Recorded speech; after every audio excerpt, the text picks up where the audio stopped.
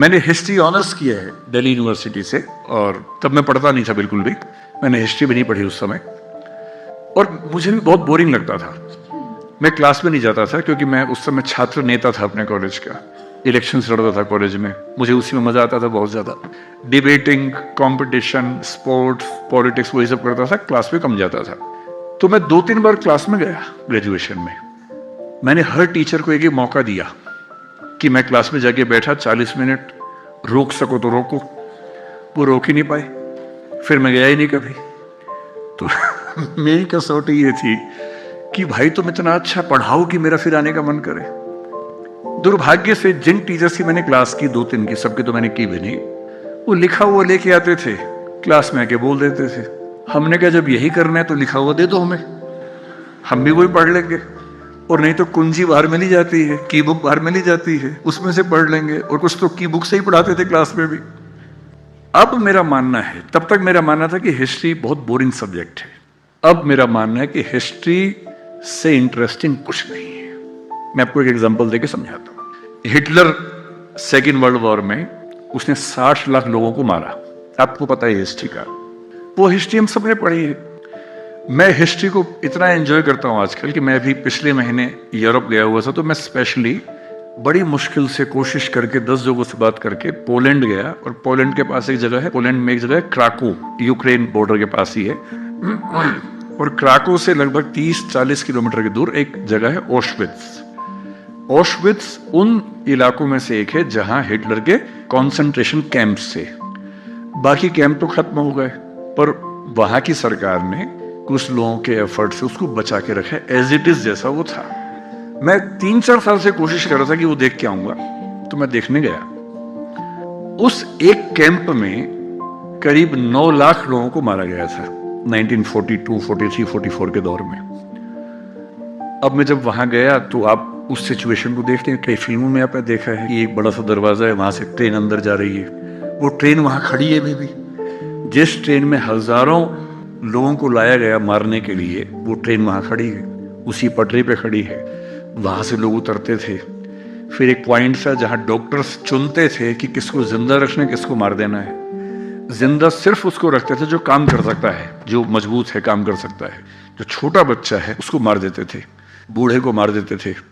तो एक प्लेस मैंने देखा कि यहाँ से बच्चे बूढ़े एक तरफ जाएंगे, उनको मार दिया जाएगा, इधर जो जवान लोग हैं काम करेंगे। फिर वो चैम्बर्स देखे जहां एक छोटे छोटे इलाके में 20-20 लोग सोते थे, दड़बे की तरह बंद होके, जैसे पिंजरे होते वैसे रहते थे। उसके बाद मैंने एक जगह देखी वही जहां मेडिकल एक्सपेरिमेंट्स उनके ऊपर होते थे। और फिर एक कमरा देखा, आप देख के दंग रह जाएंगे। कमरा मतलब इस ऑडिटोरियम का 1/10 साइज समझ लीजिए लगभग। उसमें जितने लोग मरे उन सबके जूते वैसे के वैसे रखे हैं, दूसरे में उनके कपड़े वैसे के वैसे रखे हैं, तीसरे में उनके बाल, क्योंकि जब गैस चैम्बर में मारते थे तो पहले उनको गंजा करते थे। वो बाल आप देखेंगे, आपको खून के आंसू आ जाएंगे देखकर। और जब आप वो देखेंगे ना, फिर आपका मन करेगा कि हिस्ट्री पढ़ूं, क्या हुआ था। तो जो मैंने अभी किया है वही क्लास में करना। जब भी हिस्ट्री पढ़ाओ, पहले एक फिल्म चलाना क्लास में बोल के। मैं दावे से कह रहा हूं कि अब अगर मैं आपको सेकेंड वर्ल्ड वॉर की हिस्ट्री पढ़ाऊंगा, आप सब पढ़ेंगे। और अगर मैं ये कह के आता कि चलो हिस्ट्री पढ़ते, आप सब भाग जाते। हिस्ट्री को जैसे ही आप कॉन्क्रीट एग्जाम्पल्स रियलिटी से जोड़ के बताएंगे तो हिस्ट्री इंटरेस्टिंग हो जाती है। और हिस्ट्री से इंटरेस्टिंग क्या हो सकता है? And history is not about dates. ये बहुत बड़ी गलतफहमी है। जिसको बहुत तारीखें याद हैं वो तोता है, वो इतिहास का विद्यार्थी नहीं है, वो इतिहास का अध्यापक नहीं है, वो तोता है, तोता। अगर आपके आसपास कोई बहुत याद करके सुनाए आपको, देखो याद करने की एक उम्र थी, अब नहीं है। जब मैं छोटा था, हमें लोग बोलते थे कि 50 तक के पहाड़े याद कर लो। पहाड़े मीन्स टेबल्स याद कर लो, हमने रटी भी। रोज डिक्शनरी से 5 वर्ड्स याद करो जो कभी काम नहीं आएंगे जिंदगी में। याद करते रहो, करते रहो, करते रहो। सारे देश, उनकी कैपिटल्स याद करो, सबकी करेंसी याद करो। मैंने तब सब याद किया था, अब भूल गया।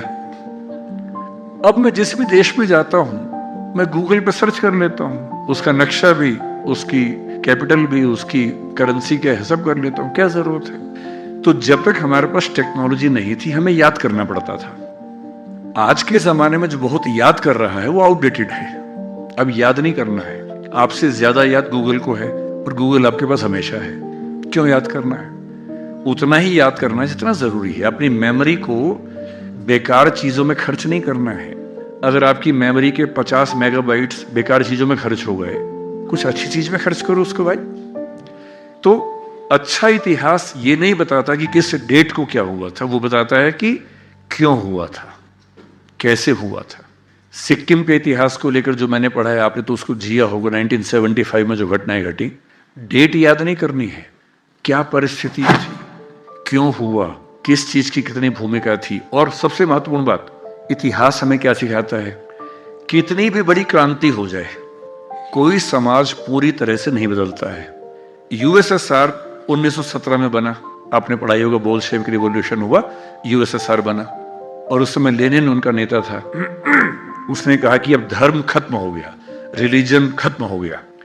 जितने जीसस क्राइस्ट के पुतले थे सब तोड़वा दिए, सारी चर्च बंद करवा दी। लेनिन के पुतले खड़े हुए, स्टालिन के पुतले खड़े हुए कि अब कम्युनिस्ट रिजीम है, अब से कोई धर्म नहीं, कोई भगवान नहीं। 70-75 साल होते होते 1991 आते आते सोवियत संघ या यूएसएसआर का खेल पलट गया। जहां जहां लेनिन स्टालिन के पुतले थे, लोगों ने वो हटा के फिर से चर्च खड़ी कर दी। इतिहास हमें यह सिखाता है कि आज हम जो हैं वो क्यों हैं। हमारा 99.99% हमारी ट्रेडिशन से आता है, हम तो उसमें 0.01% चेंज कर पाते हैं। और इतिहास में कितनी भी बड़ी घटना घट जाए, पूरा नहीं बदलता है। एक अच्छा इतिहासकार ये स्टडी करता है कि क्या बदला, क्या नहीं बदला, क्या कॉन्टिन्यूटी है, क्या चेंज है। And if you are able to understand the process of continuity and change throughout the ages, then you are a good student of history, not the one who remembers all the dates. तारीखें याद करने से बात नहीं बनती है। तारीख बनानी है तो एनालिसिस करो, इंटरप्रिटेशंस करो, गहराई से समझो, उसकी वैल्यू ज्यादा है। And when you start reading history in such way, you start loving history, not liking.